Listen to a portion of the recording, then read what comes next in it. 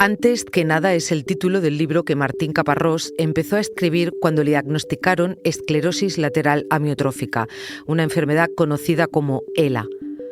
Hoy lo escucharás narrar La Condena, un reportaje del País semanal en el que relata la realidad de los enfermos de ELA, cuyos nombres ha cambiado para proteger a los pacientes y sus familiares.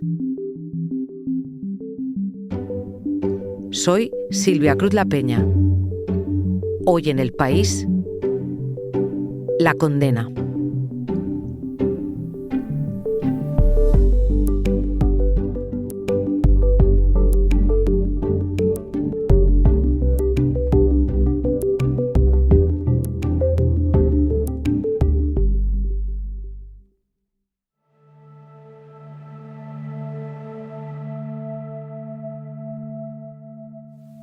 Lo brutal es que todo podría ser un principio, o casi todo.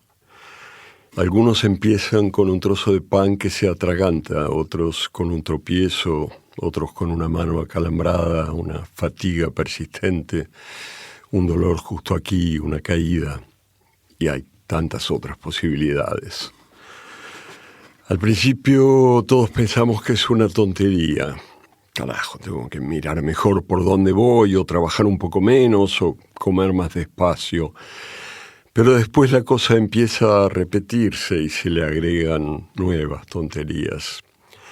Entonces vamos a ver a un médico que nos dice que probablemente no sea nada, que hagamos reposo, o fisioterapia, o cambiemos algo en la alimentación. Y lo hacemos, pero las tonterías insisten, cada vez más frecuentes, cada vez más molestas.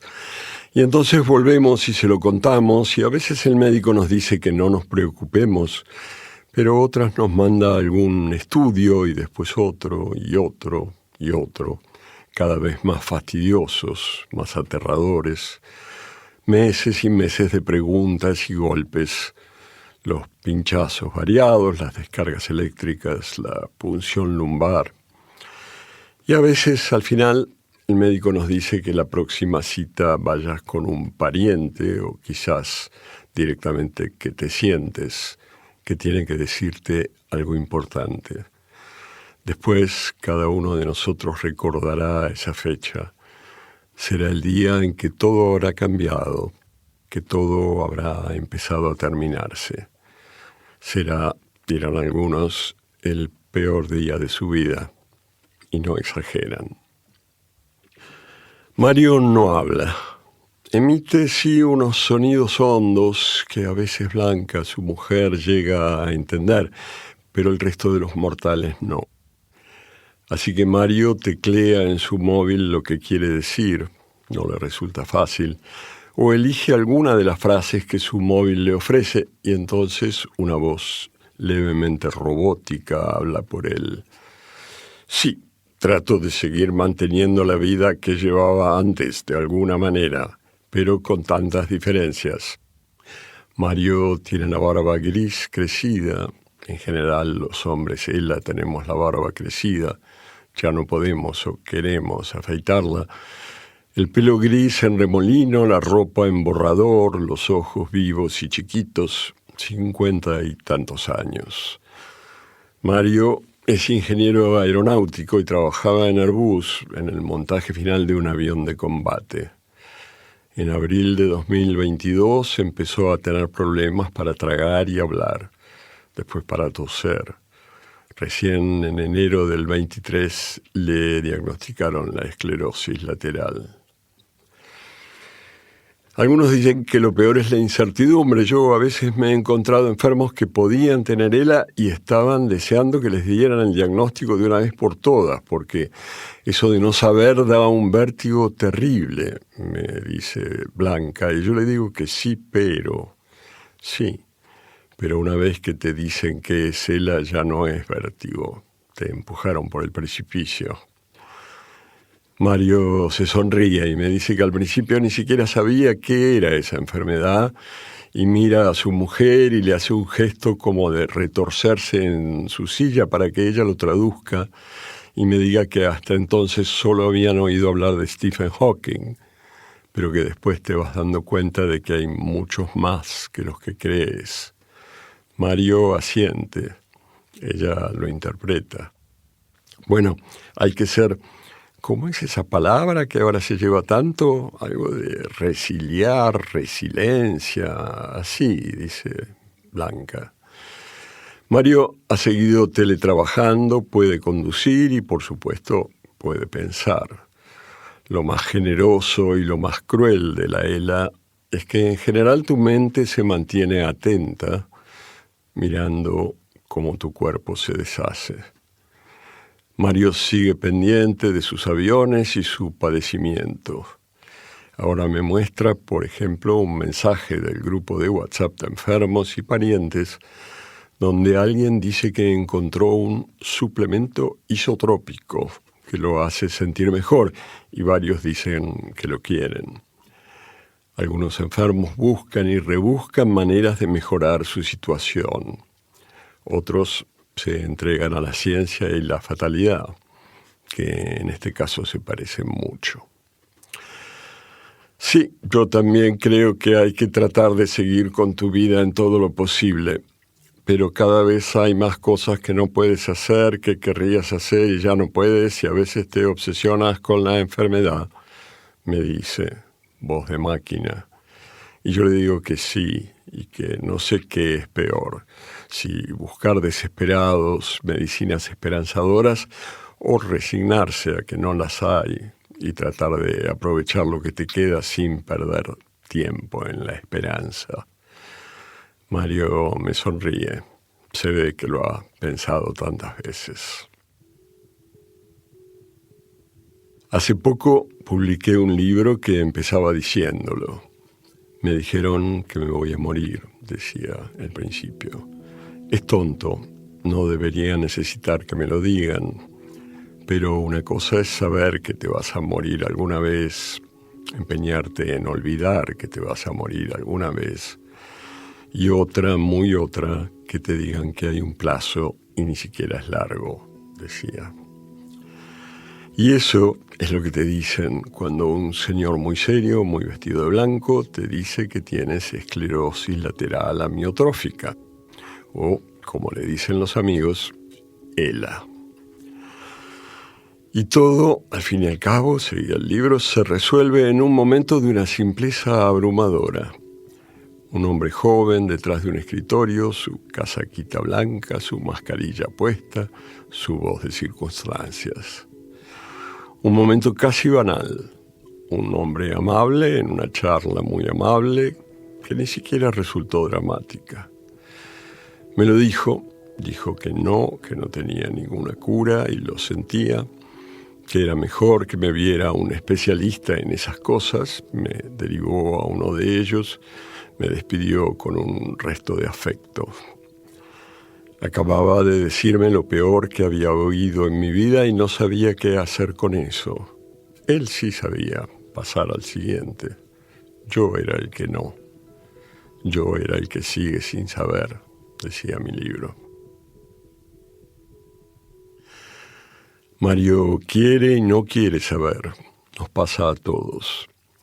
Quieres saber porque te han dicho que tienes una de las peores enfermedades conocidas y que tu vida de ahí en más va a ser lo que la enfermedad decida.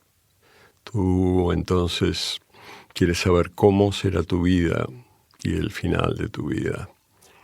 Y no quieres saber porque te han dicho que no tiene cura y entonces ¿para qué anticipar todos esos horrores? A lo largo de mi corta vida, todavía siempre resulta corta, he entrevistado a mucha gente, cientos, seguramente miles, todo tipo de gente, ricos y poderosos, por supuesto, pero más que nada personas en situaciones difíciles, precarias, peligrosas. En cada una de esas entrevistas he tratado de acercarme al otro todo lo posible, de entenderlo, de empatizar con él o ella. Y muchas veces me parecía que lo conseguía, pero siempre me quedaba una punta de culpa y de distancia. Terminada la charla, yo volvería a ser un señor blanco acomodado que sabe que va a comer todos los días. Volvería a ser uno tan distinto. Esta es la primera vez que no. Hablo con mis iguales, con personas que sufren lo mismo que yo sufro y ellos lo saben y yo lo sé. Y la diferencia es abismal. No hablamos de lo suyo, hablamos de lo nuestro. Nunca lo habría imaginado, pero nuestras charlas son radicalmente diferentes, con una intimidad que nunca antes, con chistes que jamás me habría atrevido, llantos que no escondemos. Ahora sí nos hablamos en serio. Mario tiene que irse a otra consulta. Nos despedimos con sonrisas, apretones de manos que no aprietan. Durante un largo rato me dieron mucha pena sus problemas para hablar, pero al fin, cuando terminamos nuestra charla, él se levantará y se irá caminando como un soldadito. Y yo lo saludaré desde el fondo de mi silla, lo envidiaré con fuerza. La Ela es así, taimada, caprichosa. 2. Hay quienes dicen que la ELA no existe, que en realidad decir ELA es de algún modo como decir cáncer, englobar en un solo nombre enfermedades tan distintas. Es cierto que la ciencia no tiene idea sobre su origen y caminos. Es cierto que cada paciente evoluciona de formas muy diversas. Lo que se sabe, digamos que se sabe, es que la esclerosis lateral amiotrófica es un conjunto de alteraciones del sistema nervioso central que va degenerando o destruyendo las neuronas motoras de varias partes del cuerpo y que así desactiva músculo tras músculo. Y que hay dos grandes grupos, la vulvar, que suele tardar menos en hacer su trabajo y sobre todo lo empieza por la cabeza. Pronto el enfermo no podrá tragar o toser o hablar o respirar. La espinal, en cambio, primero paraliza los brazos y las piernas, necesarios pero no tan necesarios, y después sigue su camino. A veces es más lenta. Los enfermos de ELA recordamos con espantosa precisión cómo y cuándo nos dieron el diagnóstico. Cómo y cuándo nos dieron vuelta el mundo.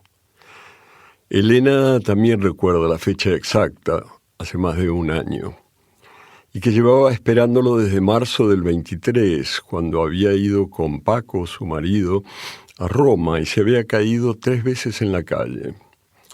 Elena tiene menos de 60 años, sus ojos muy azules, muy humedecidos, décadas de trabajo en una autoescuela, su familia, sus hijos. Yo sabía que algo había y que no era normal. El pie se me caía, después empezó una mano, ya no podía levantar el bolígrafo, dice Elena. El diagnóstico tardó, como siempre, pero antes ella sospechó y buscó la ELA en internet y fue un momento horrible. No podía creer, no quería creerlo. Pensaba, no puede ser que esto me pase a mí, dice Elena. Y mantenía la esperanza de que no y la sospecha de que sí. Tiempo después lo supo. A Elena se le enturbia la voz, se le seca mucho la garganta. Paco le acerca entonces un vaso con una pajita para que se humedezca. Y aún así Elena se queda callada y sus ojos hablan más que ella. La imagen más difundida, más mediática de un enfermo de ELA es un cuerpo tendido, horadado por máquinas médicas. Son, por suerte, los menos, los extremos, los que llevan mucho tiempo con la enfermedad y apelan a todos los recursos para sobrevivir. La mayoría todavía andamos por ahí, con o sin silla, con o sin voz, con o sin desespero, intentando que, a falta de futuro, el presente dure todo lo posible. Cuando lo supieron, Elena y Paco trataron de enfrentarlo. Muchos lo hacemos. Intentar esas cosas que hay que hacer antes de morirse. Solo que de pronto morirse ya no es esa neblina allá a lo lejos. Elena y Paco decidieron ir con sus hijos a Nueva York, que siempre habían querido conocer, y la pasaron bien, estaban deslumbrados. Pero el siguiente viaje a Punta Cana fue difícil. Elena se sentía peor, la playa no es piadosa con las sillas de ruedas, y decidieron no seguir intentándolo. Ahora Elena y Paco pasan mucho tiempo en su casa en un suburbio de Madrid. Ella descansa, mira la tele, intenta olvidarse. Él, trabajador manual, está de baja por ansiedad y dice: lo que hago es estar con ella. Cuidarme, dice Elena y le sonríe. Sí, cuidarte, acepta Paco. La ELA afecta brutal a sus enfermos, pero también y mucho a quienes los rodean. Un esposo o una esposa, una hija o un padre se transforman de pronto en la extensión indispensable sin la cual el enfermo puede hacer muy poco. Deben aprender a llevarnos y traernos, alimentarnos y limpiarnos, contenernos y acompañarnos, y muchas veces a disimular su propia angustia para no angustiar todavía más al otro.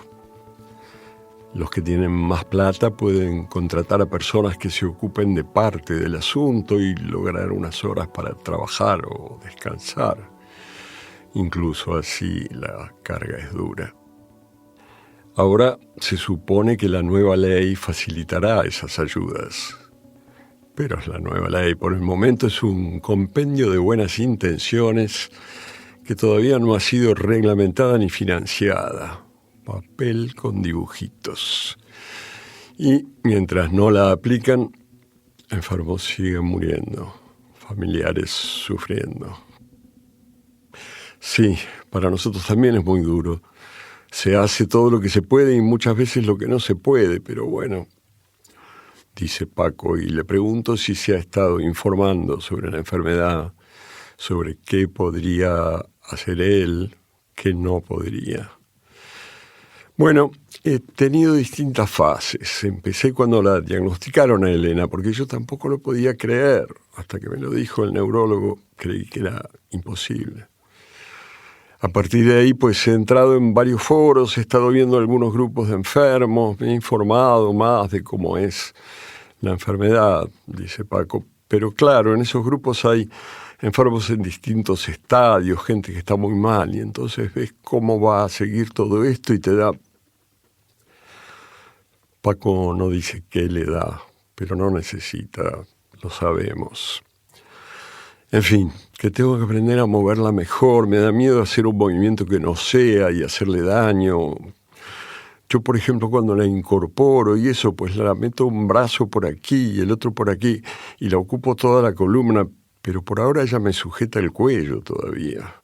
Ya cuando se le caigan los brazos, dice Paco, y Elena lo mira con los ojos llorosos de cariño. El futuro en esta enfermedad es siempre una amenaza. 3. El doctor Jean-Martin Charcot, digamos, por decirlo a la francesa, fue el hijo de un carretero que se recibió de médico en París, 1853, y poco después llegó a la dirección de un viejo asilo para estropeados y moribundos que llamaban la Salpêtrière, cerca del Sena. Cuando lo dejó, 40 años después, la Salpêtrière era uno de los hospitales más reputados de aquel mundo.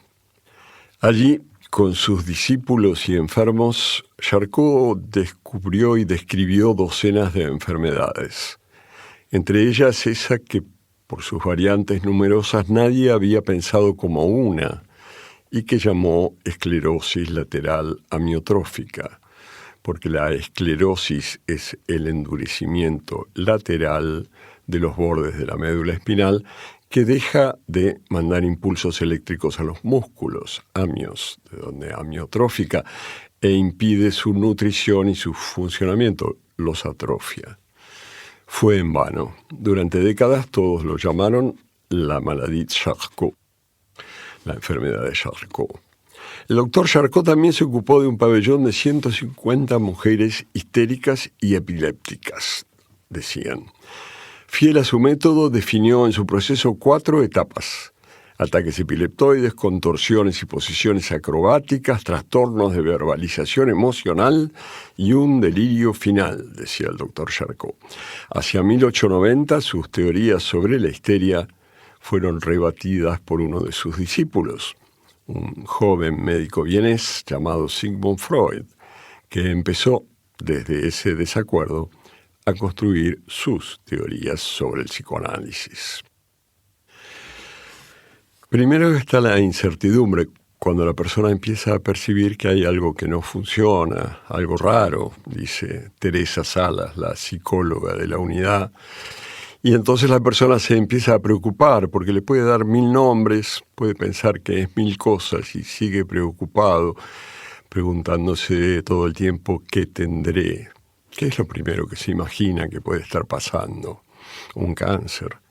Entonces, esa época de incertidumbre es la de mayor sufrimiento, dice Teresa.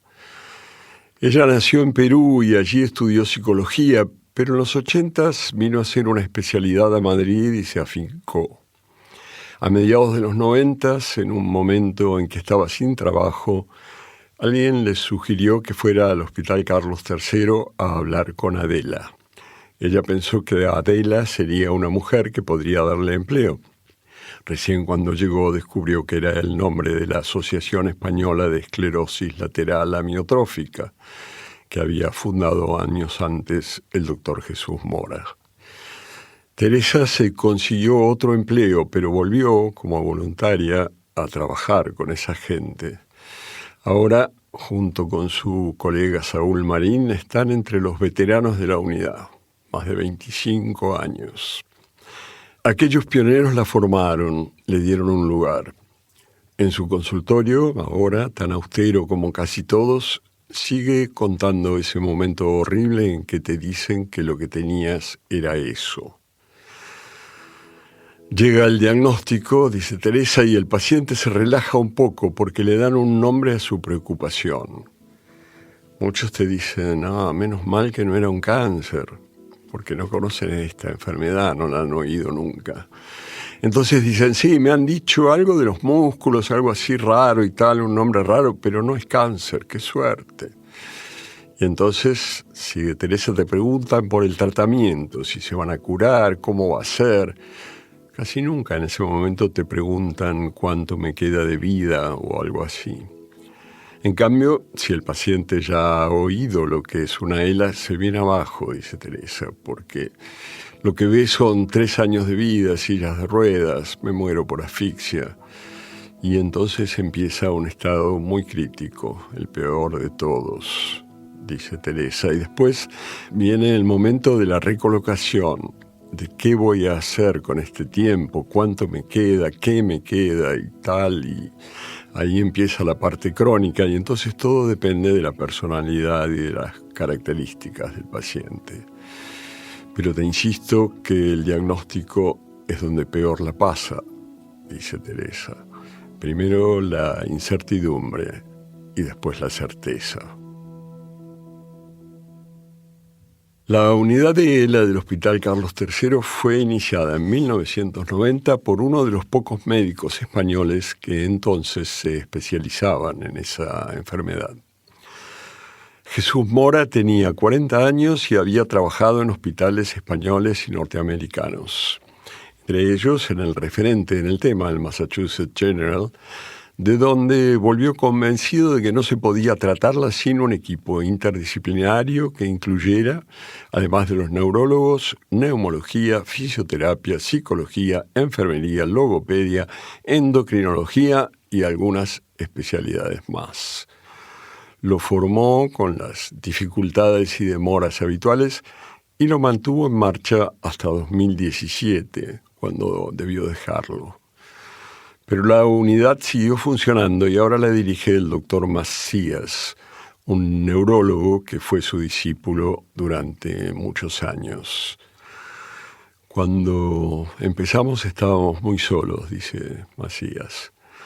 No teníamos cuidados paliativos, los rehabilitadores decían que para qué, no había nutricionistas, tampoco neumólogos dispuestos a adaptar la ventilación a un paciente, ni quien hiciera las gastrostomías, dice Macías.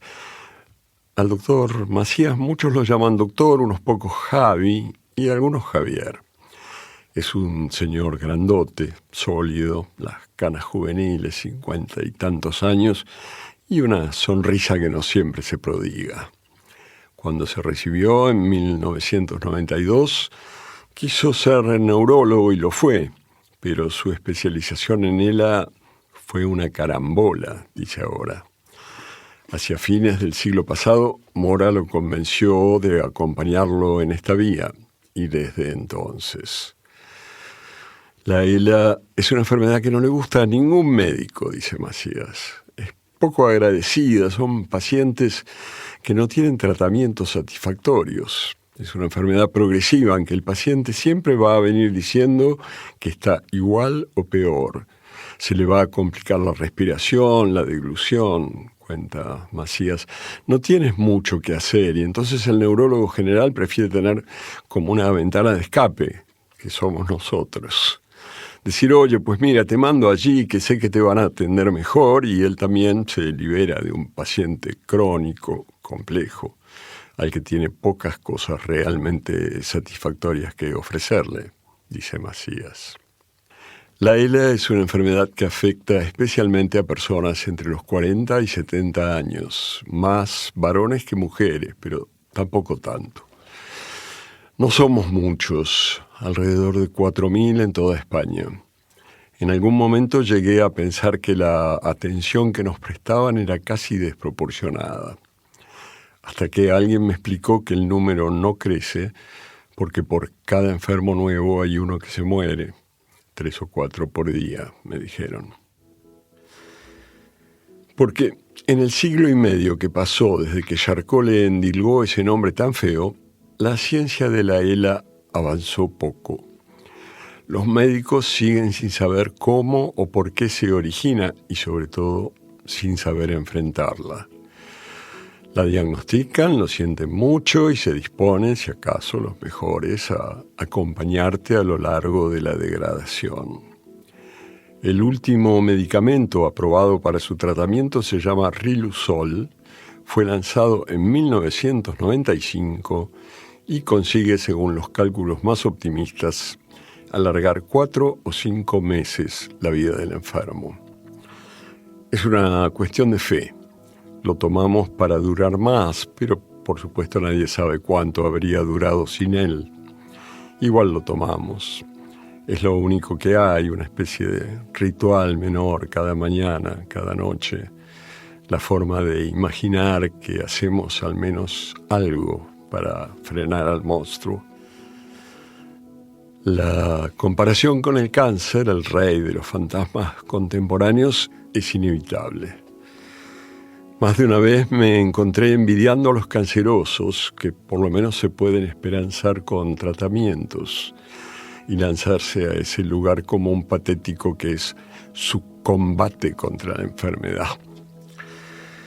Y sin embargo, recién ahora pienso en otra diferencia radical. Un cáncer es algo que los médicos descubren, monitorean, enfrentan. La ELA, en cambio, es un mal que uno mismo va sintiendo. Y una vez diagnosticado, es el enfermo, no una placa o un análisis, el que descubre sus avances cuando entiende que ya no puede mover el brazo izquierdo o pronunciar la palabra tremebundo. La ELA, a diferencia de casi todas las demás, no es una enfermedad que te relatan, sino que vas viviendo, sintiendo paso a paso, cada mañana al despertarte. ¿Cómo te sientes hoy, querido? Bueno, regular, como vas blando. No creas, debe ser una impresión.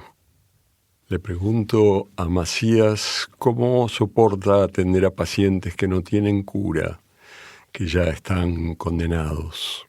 Bueno, dice, pues pienso en que puedo ayudarles con todos esos pequeños problemas o síntomas que tienen durante el curso de su enfermedad y que son abordables, dice Macías. Que la persona no tenga dolor, que duerma bien, que no sufra molestias innecesarias, que esté bien de ánimo, que se fatigue menos, que pueda respirar mejor. Toda esa serie de cosas.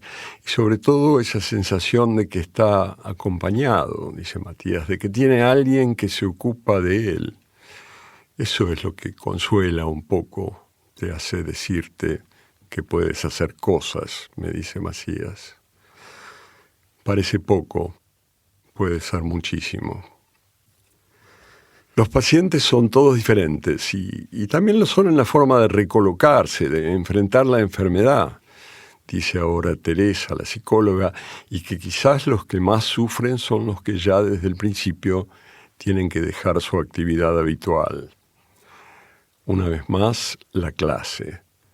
La mayoría de los que no pueden seguir son los que hacían trabajos manuales, el campo, la fábrica, la obra, los servicios, la casa. Nosotros, privilegiados del desastre, podemos mantener nuestras actividades mucho más tiempo y eso, dicen, ayuda a la supervivencia. 4.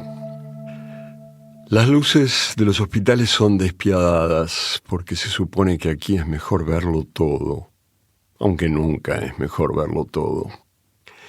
Así que los hospitales tienen pocas sombras, sus paredes blancas, sus puertas y sillas amarillas, esos colores que son poco más o menos la falta de color, esos suelos gomosos de un material que podría ser plástico, piedra, caucho o alguna partícula particular que el Señor creó para los suelos de los hospitales. En cualquier caso, los hospitales se exhiben como espacios radicalmente limpios. Simulan una limpieza que debería ser tranquilizadora. Los virus no se ven, pero si todo está brilloso, creemos que aquí no hay, supongo, o algo así. A mí me calma venir, te atienden bien, te hacen sentir arropado, te sonríen. Lo raro es ver a toda esta gente y pensar que les pasa más o menos lo mismo que a mí, me dice Marta, la voz llorosa, que viene desde Cuenca. Era sanitaria y le gustaba su trabajo y tener que dejarlo fue muy duro. Pero peor quizá aceptar que debe pedir la ayuda de su marido, bancario, jubilado, para casi todo.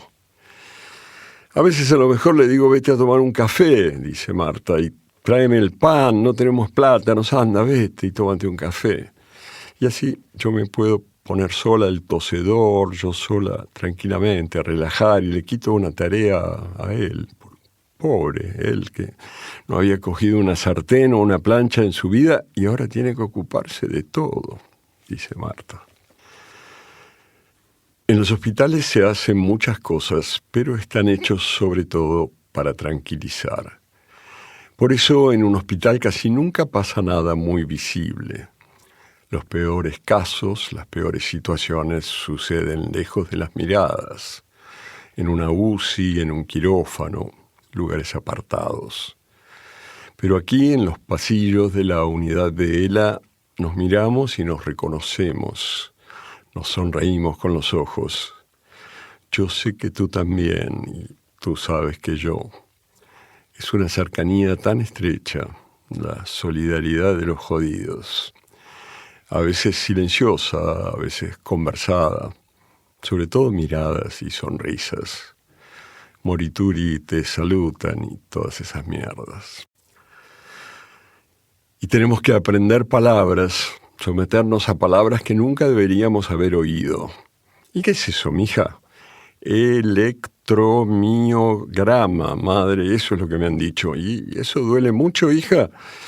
No lo sé, madre, pero me dicen que es algo que tienen que hacerte para ver cómo funciona tu electricidad. ¿Mi qué? Sí, tu electricidad, madre, tu electricidad. En los hospitales somos 3 clases de personas, 3 clases más y menos que sociales. Estamos los enfermos, afligidos, llevados y traídos, perdidos de algún modo en nuestro error. Están los familiares, están llenos de preguntas sobre qué le pasa al familiar y qué les pasa a ellos con eso, y sobre cómo, y sobre cuándo, e incluso por qué. Y están por fin los sanitarios, la crema, los que saben qué están haciendo allí, los que eligieron alguna vez estar allí, los que están en su sitio y mandan y les pagan. Los enfermos solemos ser más viejos que la media de la población. Los familiares suelen verse más asustados que la media de la población. Los sanitarios suelen mostrarse más atareados que la media de la población. Pero los sanitarios también se dividen en clases bien marcadas. Todos ellos visten sus pantalones y batas anchas blancas o celestes y si acaso sus crocs, pero los médicos llevan a modo de jinetas su estetoscopio alrededor del cuello. Cada vez más los médicos son médicas, pero las lenguas españolas se niegan a reconocerlo. Les siguen hurtando el femenino ya tan evidente. Los sudacas más brutos solemos llamar médicas a las médicas. Hipócrates todavía no se ha levantado de su tumba, debe estar ocupado en algo aún más terrible. Y también está el miedo, la sensación de decir, bueno, si estoy sola me caigo y no me puedo levantar porque ya no tengo fuerza en los brazos, dice Marta. Tengo un poquito de fuerza en el derecho, pero en el izquierdo ya nada. Ya no puedo abrir una botella de agua, ya no puedo bajarme las bragas o subirme el pantalón, ya no puedo ducharme sola, dice Marta, la conquense, 2 años desde su diagnóstico. Y Alberto, su marido, sintetiza: es una enfermedad que es una hija de puta. Y ella asiente: sí, si un día estoy sola y no tengo a nadie, yo me muero de hambre porque no puedo ni partir un pedazo de pan. Es lo que llaman dependencia. Aprender que uno es un inútil y desear serlo mucho tiempo. Y todo eso va creando problemas, dice Tere, la psicóloga. El paciente puede estar de una manera y el familiar de otra totalmente distinta, a veces van muy desacompasados, muy desequilibrados, pero es lo que te digo, pon una ELA en tu vida, en la vida de cualquier familia, de cualquier persona, y es la hecatombe, dice Teresa. O sea, las mejores parejas a los 4 días están... Es que claro, tú tienes que lidiar contigo mismo, tus sentimientos, tus emociones y tu propio duelo, y tu familiar está lidiando con otro duelo, y dice Tere, la psicóloga, y yo, que entonces le pides a ese familiar cosas que nunca pensaste que ibas a pedirle a nadie, y el otro debe hacer cosas que nunca pensó que iba a hacer, y ella dice que el otro tampoco sabe bien cómo hacer, cómo ayudarte. A veces quiere ayudarte más que lo que tú querrías, o te ayuda menos, o no como querrías, dice Tere, y están esos pactos de silencio que a veces se hacen, no se habla de la enfermedad, o yo no te digo que estoy mal, y el cuidador se dice, ¿cómo le voy a decir que estoy mal, que estoy cansada, que no he dormido, que no puedo más, que tengo miedo? Si más miedo tendrá él, ¿no? Dice Tere.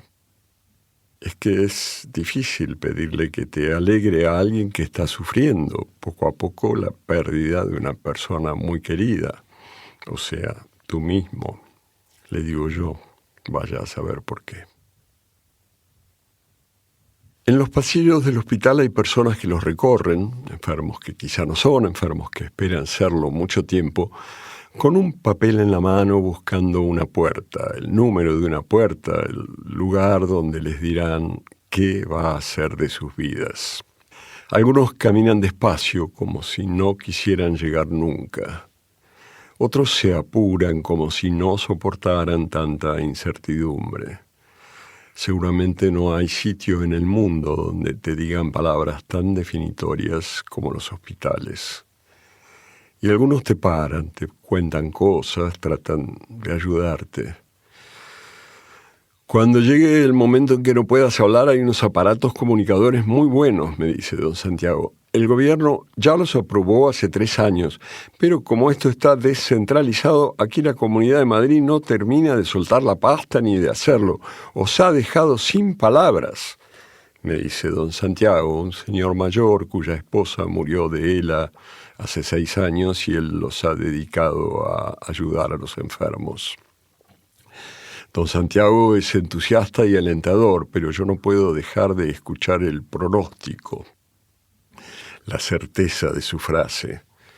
Cuando llegue el momento en que no puedas hablar, sabemos, pero no sabemos, no queremos saber. Aunque aquí, en estos pasillos, estamos los que todavía podemos movernos de algún modo, los que no estamos conectados 24 horas por día a un respirador, los que seguimos teniendo la ilusión de que tenemos un cuerpo o algo así, los que no sabemos cuánto tiempo podremos mantenerla. Juan Pedro fue diagnosticado hace 3 años, cuando ya tenía 75. En su vida anterior había sido un señor próspero, profesional, deportista, cantante lírico en sus horas perdidas, padre de familia en sus horas ganadas, y todavía andaba en bicicleta cada día. Pero cuando le pregunto de qué trabajó, me contesta en presente. Lo bueno de algunas profesiones es que uno no las ejerce, es. Soy ingeniero industrial, me dice Juan Pedro. He trabajado en muchos sitios y con mucha gente dependiendo de mí, dice, con una sonrisa triste, como si le sonara inverosímil. Porque un día empezó a sentir calambres en el dedo índice de la mano derecha y tras meses de ensayos y errores le dijeron que tenía ELA. Juan Pedro no sabía lo que era eso, así que no le di mucha importancia, dice. Y dice que nunca le ha tenido miedo a nada, y esa ha sido mi gran defensa. Dice, el miedo no es más que una emoción, y yo he podido dominarla, dice.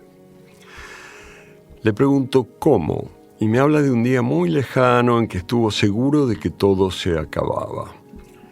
No le resulta fácil, las palabras se le enredan en la boca, se le deshacen antes de terminar de hacerse.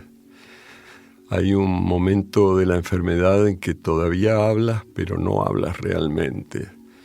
El desespero de estar a punto de formar palabras, y esas palabras se te caen, se te rompen.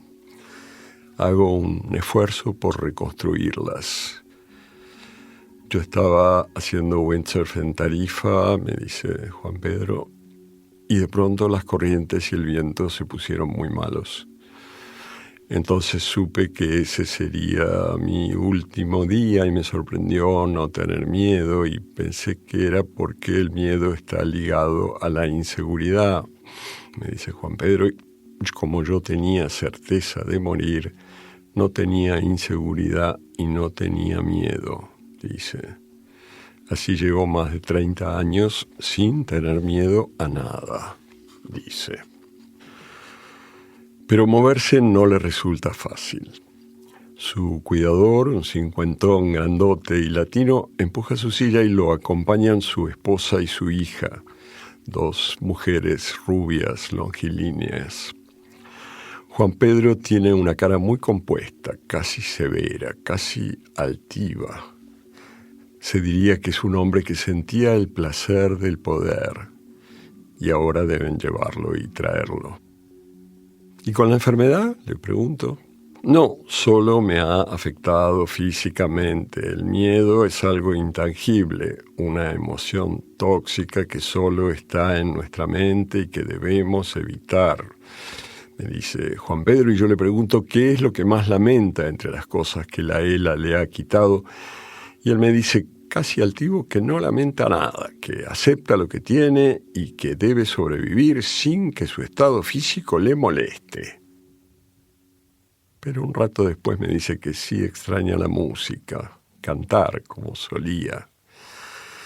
Y decide mostrarme que la técnica todavía le permite ciertos alardes y pega un grito fuerte, agudo. Después me sonríe y me dice que lo intente. Yo lo intento y él me dice que no, que más agudo. que así, y suelta otro. Entonces yo trato de alcanzarlo con otro más, y él con otro me muestra que no, y así estamos, a los gritos pelados, cuando entra en tromba un enfermero a ver qué nos pasó. Juan Pedro y yo nos reímos como chicos.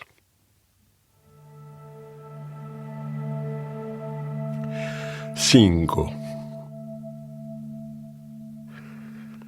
Somos visibles, muy visibles.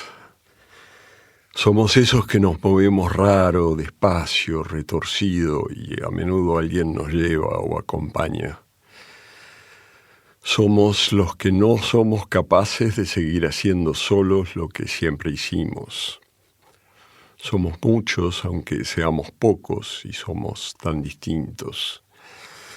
Algunos caminan con destreza, otros no somos capaces de levantar un tenedor.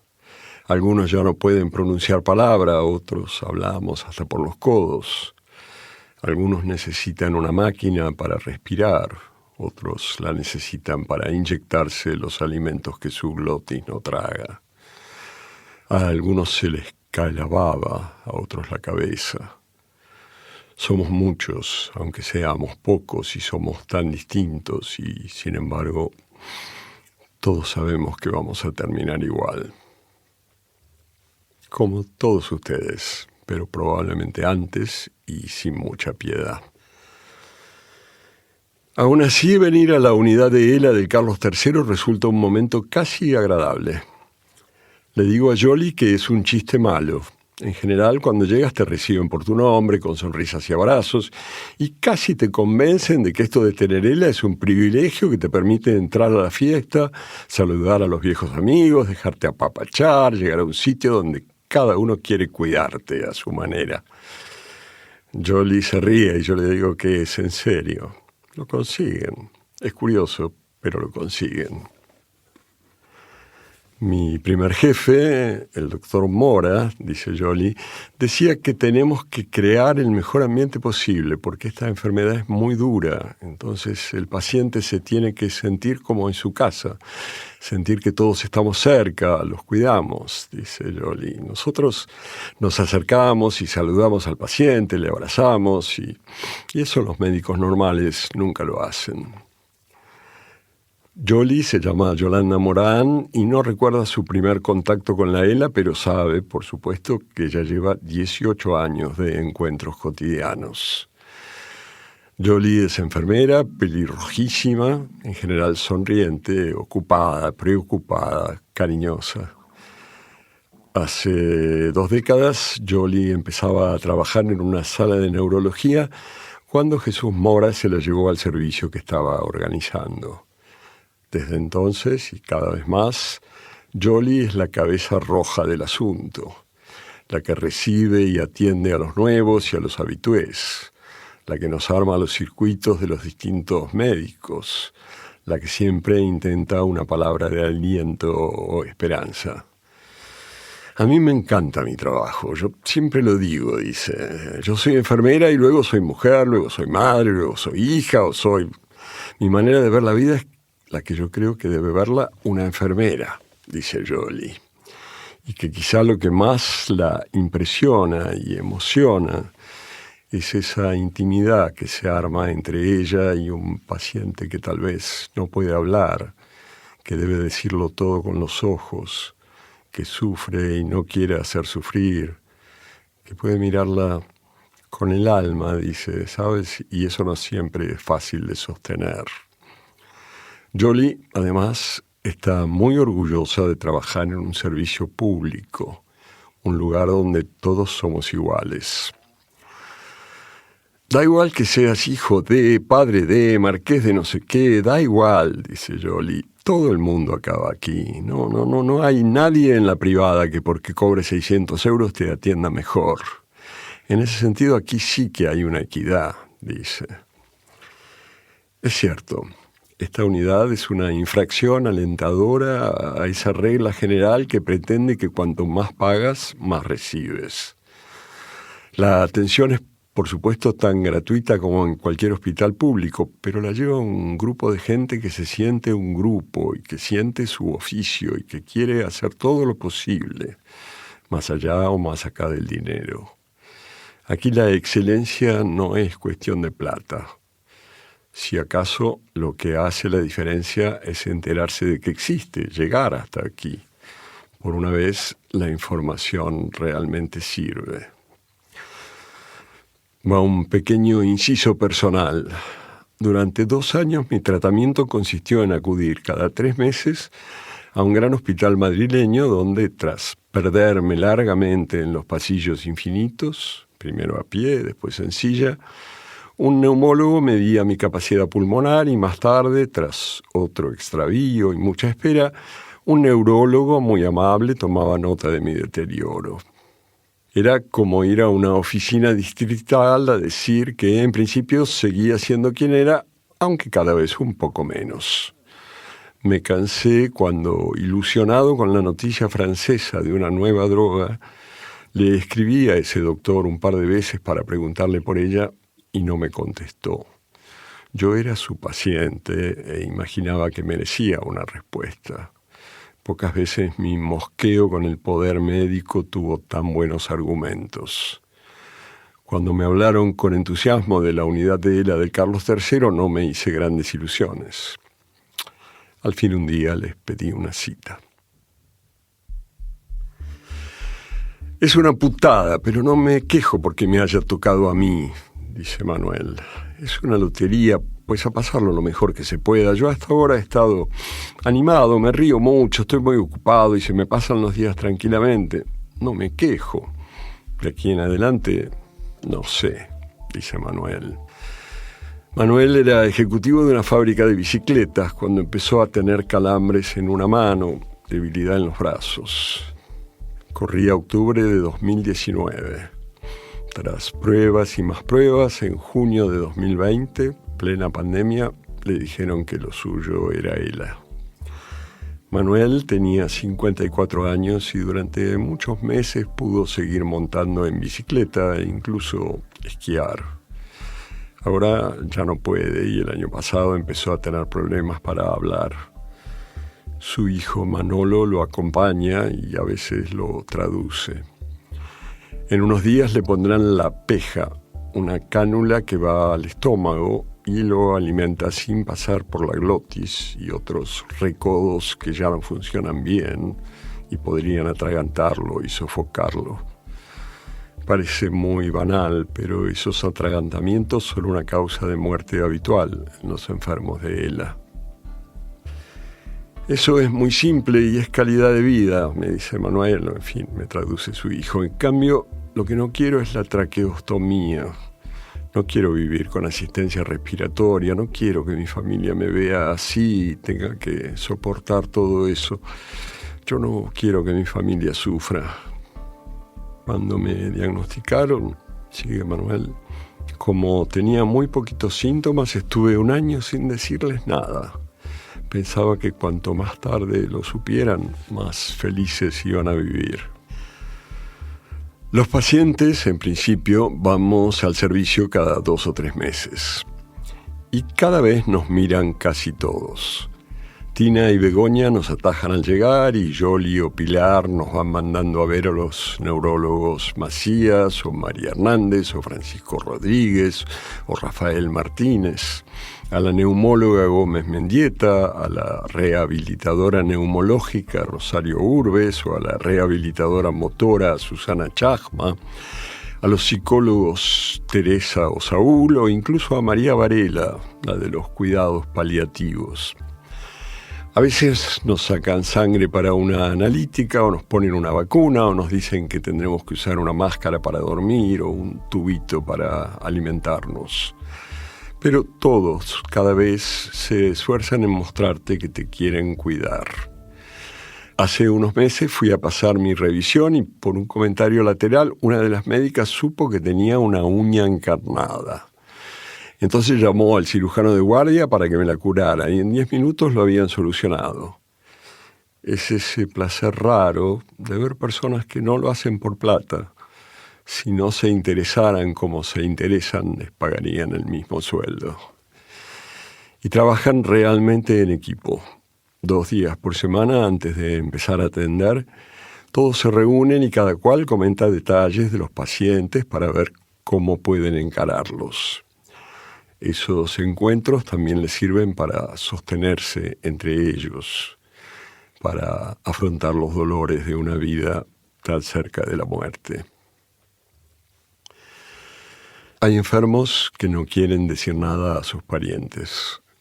Hay parientes que no quieren decir nada a sus enfermos. Cuando la señora Pilar empezó a quejarse demasiado de cuánto le dolía el brazo izquierdo, sus hijos decidieron llevarla al hospital de su zona.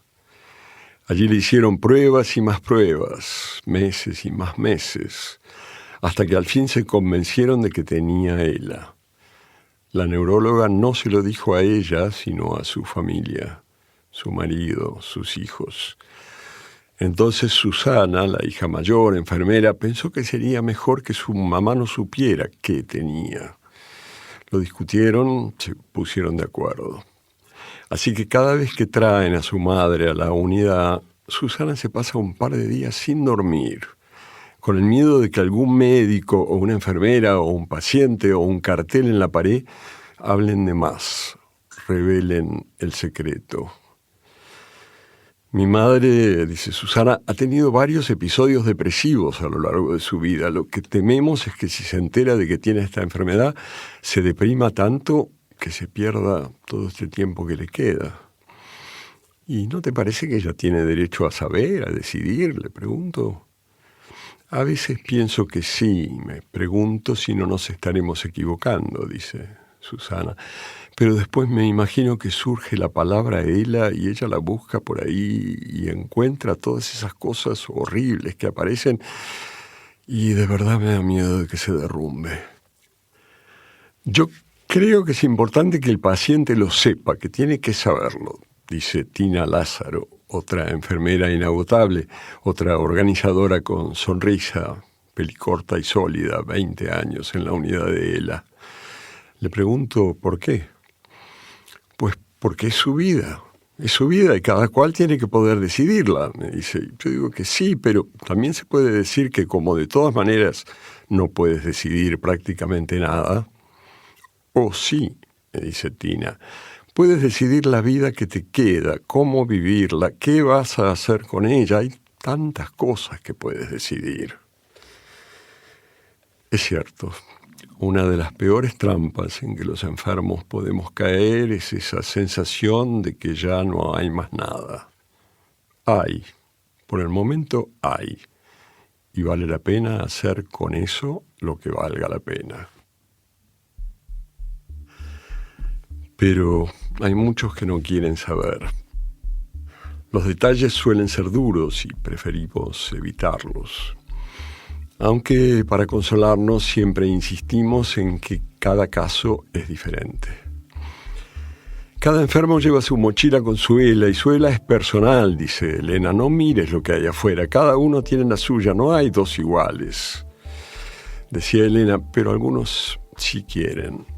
Buscan en internet las últimas actualizaciones, los pormenores más precisos. Otros no. Elena ya les ha dicho a su marido y a sus hijos que no le cuenten nada, pero nada de nada. No sé, uno ve las condiciones en que viven algunos enfermos y dice, yo así no quiero, dice Elena, pero ¿cómo saber qué pasará cuando llegues a ese momento? Al principio, cuando veníamos aquí, yo la pasaba fatal, veía enfermos muy graves y me daba la depresión, la angustia. Por eso mejor no pensarlo. Lo que tenga que venir, vendrá, dice. Pues igual mañana me da un jamacuco y mira. Sí, yo a veces envidio un buen infarto a tiempo, le digo. Y recuerdo a varios otros que me han dicho lo mismo. ¿Para qué averiguar? ¿Para qué saber? Si ya te pasará y no hay manera de evitarlo. ¿Para qué entonces sufrirlo por anticipado?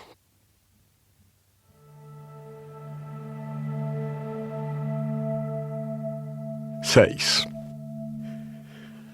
Aprender y olvidar, aprender y olvidar, aprender y olvidar.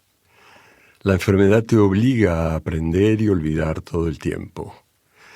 Una de las crueldades más odiosas de la ELA es esa obligación de ir buscándole soluciones tan efímeras que ella misma barrerá con desprecio en unas semanas o, con suerte, unos meses. Un día te das cuenta de que ya no puedes levantar un vaso como solías, sin pensarlo, y entonces inventas, con esfuerzo, otra manera, ayudándote con la otra mano, acercando la cabeza a la mesa, consiguiendo un vaso más liviano, usando una pajita, y logras resolver el problema solo para descubrir, no mucho después, que ya tampoco puedes hacer eso y entonces debes buscar otra solución y a veces no la encuentras, otras sí, y al tiempo ya no sirve. La enfermedad se ríe. Te obliga a inventar formas que muy pronto no podrás usar. Te obliga a un mecanismo donde lo único permanente es la provisoriedad, el camino hacia lo más definitivo. En el grupo grande de WhatsApp de la familia ELA hay unas 200 o 300 personas, enfermos, parientes, allegados. El grupo es muy activo. Se ofrecen informaciones sobre médicos o medicinas o servicios o aparatos, se anuncian reuniones y actividades varias, se intercambian palabras de aliento y de cariño.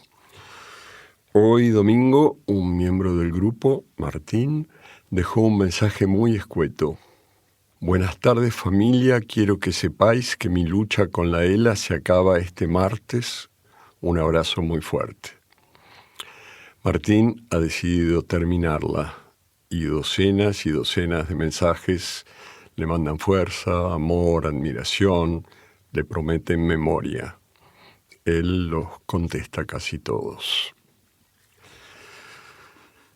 A mí, desgraciadamente, no me gusta la gente. O me gusta, pero un ratito. Es difícil que haya alguien que te aporte algo interesante más de 10 minutos, dice Roberto. Roberto y yo usamos la misma silla eléctrica y charlamos un rato sobre sus virtudes y defectos.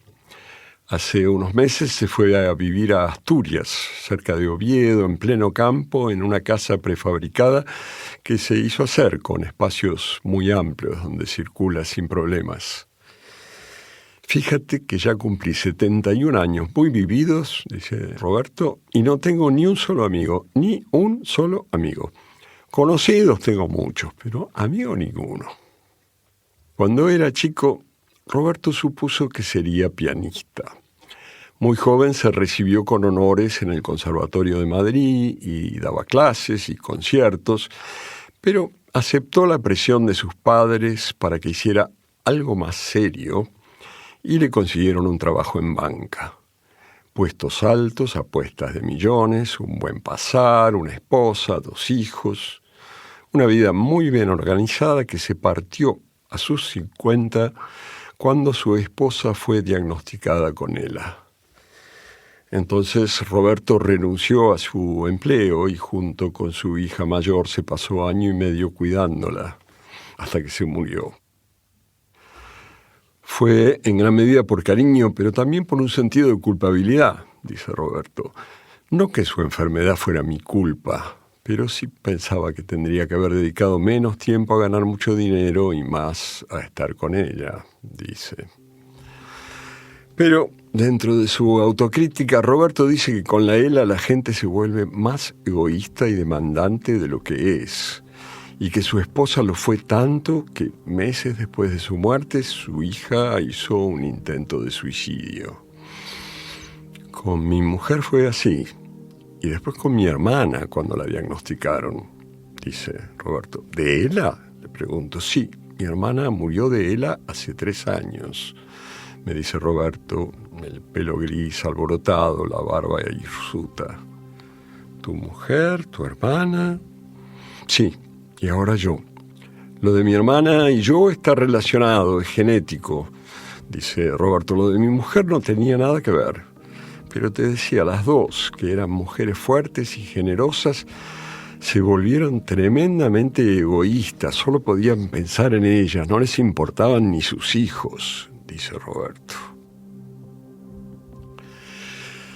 Sí, el no poder curar te da una sobrecarga emocional, es tremendamente frustrante, dice María, pero te aporta otras cosas, como atender a una persona en un momento en que pocas personas la van a atender, acompañarla en un momento decisivo, dice.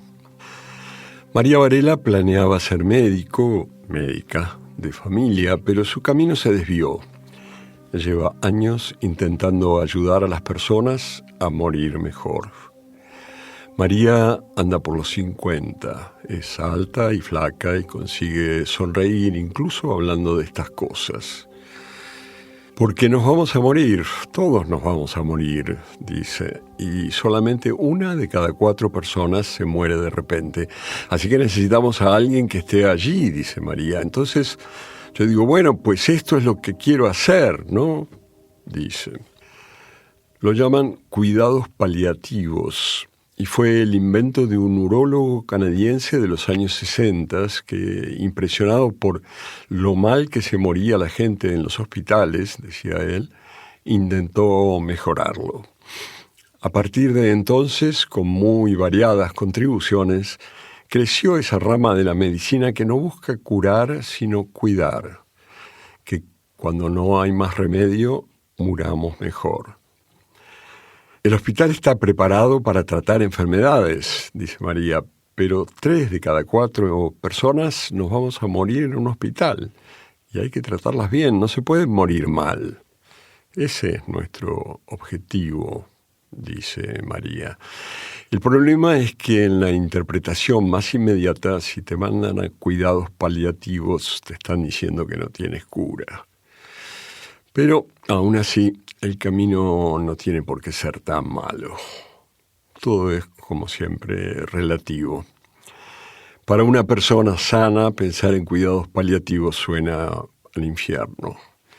Para un enfermo consciente de su enfermedad, es un consuelo y un alivio. Se podría pensar que pocas personas conocen tanto la ELA como Roberto.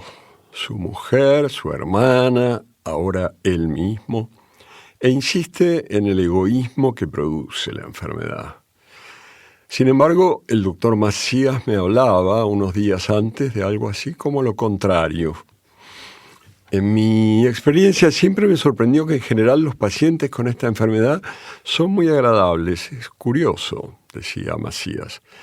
Hace unos años, en un congreso importante, me llamó la atención una comunicación que se titulaba Why are ALS patients so nice? ¿Por qué los pacientes de ELA son tan agradables? Cuenta Macías. Y el trabajo era una revisión del comportamiento de una cantidad de pacientes a los que se les hacían electromiografías por sospecha de ELA, sigue contando Macías. Las electromiografías son molestas, una cantidad de descargas eléctricas en distintos lugares de tu cuerpo, pero cuando terminaron de diagnosticarlos, se encontraron con que los que sí que tenían ELA se habían quejado mucho menos que los que tenían otras enfermedades, dice Macías.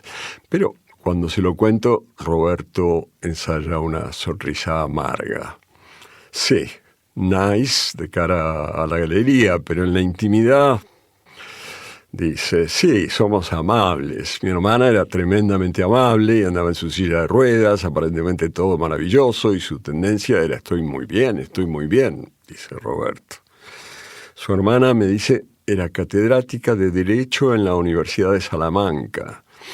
Una persona muy conocida, muy potente, dice, y no soportó verse en ese deterioro. ¿Qué coño vas a estar bien? Dice, estás jodido, joder, es una putada, es una enfermedad que es una putada. Estás totalmente lúcido viendo cómo te deshaces día tras día, sin poder hacer nada, dice Roberto.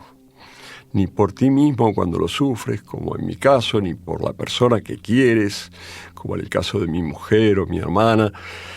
Y tengo que decirte que ella, mi hermana, no lo pudo soportar. Al final, respirando perfectamente bien y tragando perfectamente bien, pidió la eutanasia y se la dieron, dice Roberto.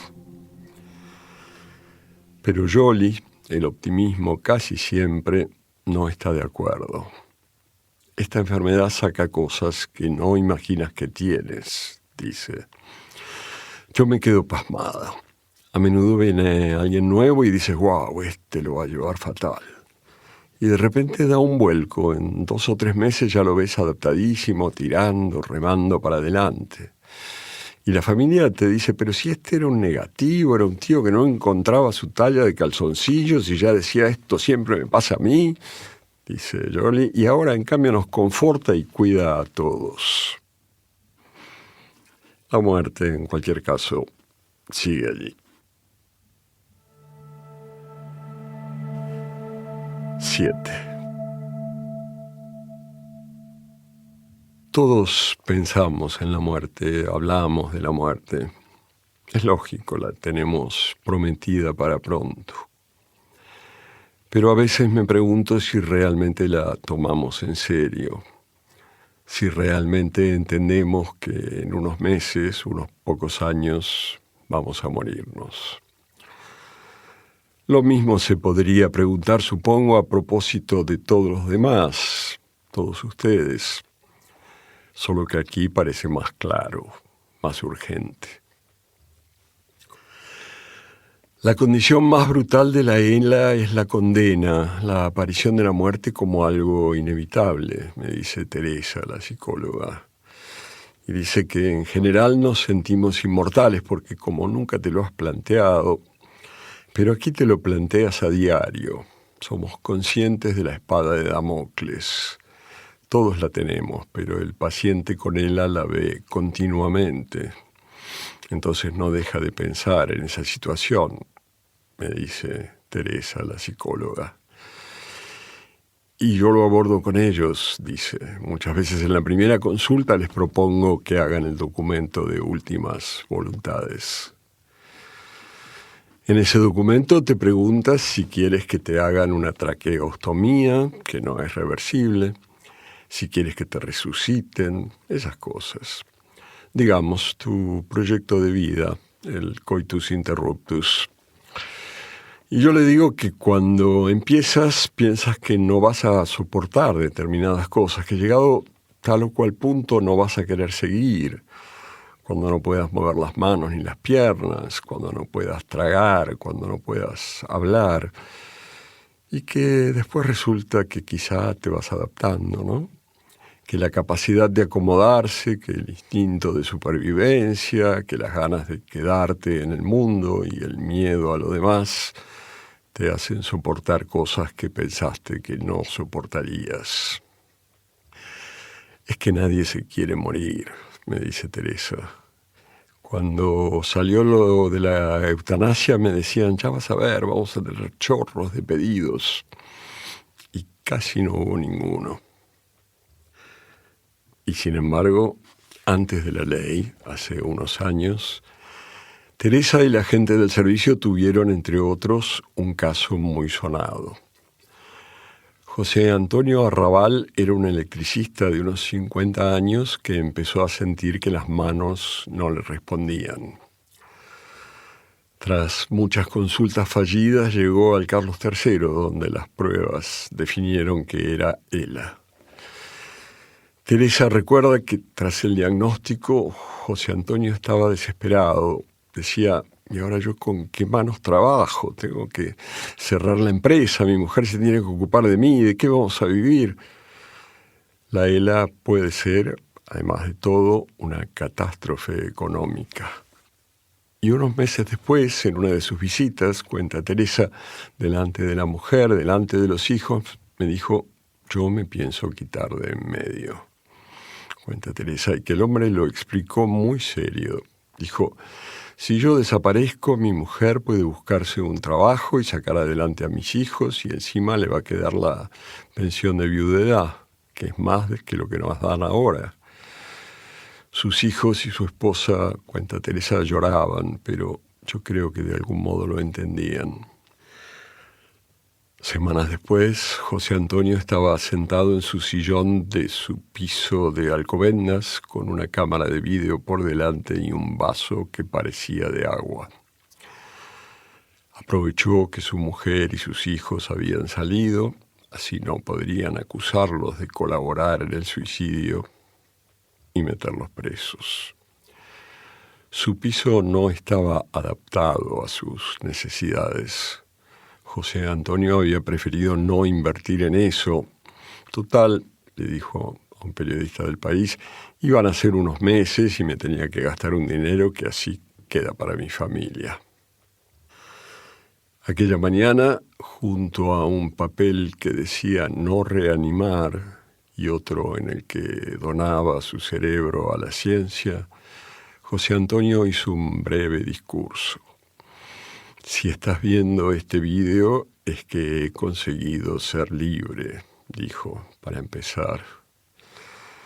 Y al fin hizo un esfuerzo para alzar con su mano derecha aquel vaso y bebérselo de un trago. Ya recostado en el sillón, alcanzó a decir adiós a todos y cerró los ojos. Su muerte, que entonces tuvo mucha difusión, ayudó a que avanzara la campaña por la ley de eutanasia y a que se vieran crudas, negro sobre blanco, las diferencias entre enfermos ricos y enfermos pobres.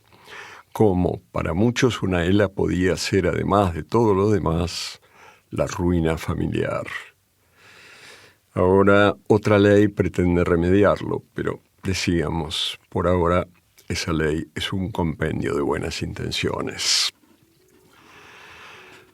María Varela, la paliativa, ha visto morir muchas personas.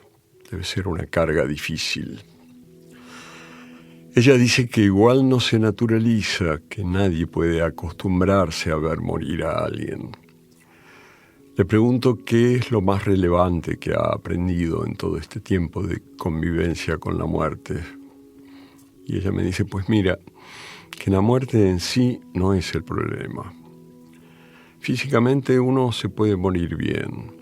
Creo que nos podemos morir bien, pero que entre las personas y los profesionales que acompañemos tenemos que hacer que ese camino sea lo más fácil posible. Eso es lo que he aprendido, dice María, que la muerte en sí es lo más sencillo. Uno puede morirse bien, creo. ¿Qué es morirse bien?, le pregunto. Me dice, bueno, que pese a lo que uno puede decir, que morirse debe ser horrible o la voy a pasar fatal o todo eso, el momento de la muerte se puede planificar, se puede hacer que el paciente no lo sufra tanto si se ha preparado. Eso, que hay que preparar ese camino. Pero al final es cierto que también uno guarda un poquito de esa esperanza de que algo pase, de que aparezca alguna medicina. Me dice Elena con esa voz que ya le tiembla, sus ojos tan azules, húmedos. Sí, alguna medicina tienen que sacar porque avances siempre hay. El problema es cuándo. En algún momento habrá una cura, por supuesto, pero ¿cuándo? Es parte de la burla de la ELA. Decirte que has llegado demasiado temprano a una condena que en unos años dejará de serlo. Así que están, en síntesis, los que por una razón u otra se resignan a la muerte y los que no soportan esa idea. Están los que se mantienen en una sobrevida de aparatos, con una cánula directa al estómago que los alimenta, una cánula clavada en el cuello que los respira, una pantalla donde miran letra por letra para armar las palabras que una voz les habla, y a veces así aguantan unos años. Esas personas suelen tener la esperanza de que se invente una cura, me dice Paco, el marido de Elena, que no termina de saber qué querrá cuando llegue el momento de decidir, que tiene mucho que ver con la traqueostomía, hacérsela, no hacérsela. Manuel no quiere, y lo dice con su voz medio rota. No, yo no he pensado mucho en la muerte. Lo que me da miedo no es morirme, me da miedo cómo voy a morir. Hace poco murió una cuñada mía en el hospital, dice Manuel, y estuvo sedada varios días agonizando y se veía que sufría, le costaba respirar. Yo no podía verla porque pensaba que eso me podía pasar a mí. Ese momento me da miedo, pero morir en sí ya no. Que tarde en llegar, que tarde mucho, pero cuando sea dependiente del respirador creo que ahí ya nada tiene sentido, dice Manuel. Ahí espero que puedan ingresarme y sedarme para que no sienta la angustia de no respirar y lo que dure. María Varela me había dicho que la mejor forma de enfrentar la muerte era planificar con el paciente los pasos que irán dando y que piense cómo quiere morir. El tercer tramo del camino es cómo me quiero morir, dice María. ¿Cómo me gustaría y dónde? ¿En mi casa, en el hospital? ¿Y cómo? Pues hay personas que prefieren morirse dormidas, no ser conscientes y morirse dormidas, dice María, y que hay personas que no quieren dormirse. Hay personas que no quieren morirse con un soporte respiratorio, dice, y entonces tenemos que poner una sedación para que no se ahoguen. Y casi todos queremos morirnos sin dolor y sin enterarnos mucho, dice María.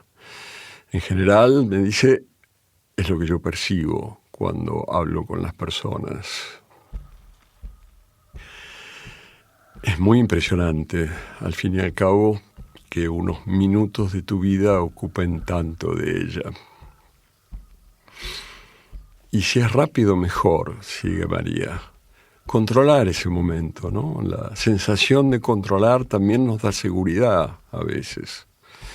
Otras veces no, hay personas que no pueden hablar de esa situación. Dice María, pues perfecto, les acompañaremos y lo decidiremos. Y hay otras personas que les da seguridad hablar de cómo morirse y dónde, ¿no? Dice María. Que tarde en llegar, que tarde mucho, que se resuelva rápido.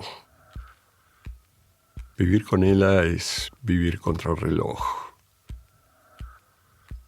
Vivir más que nunca en el centro de ese torbellino que llamamos tiempo.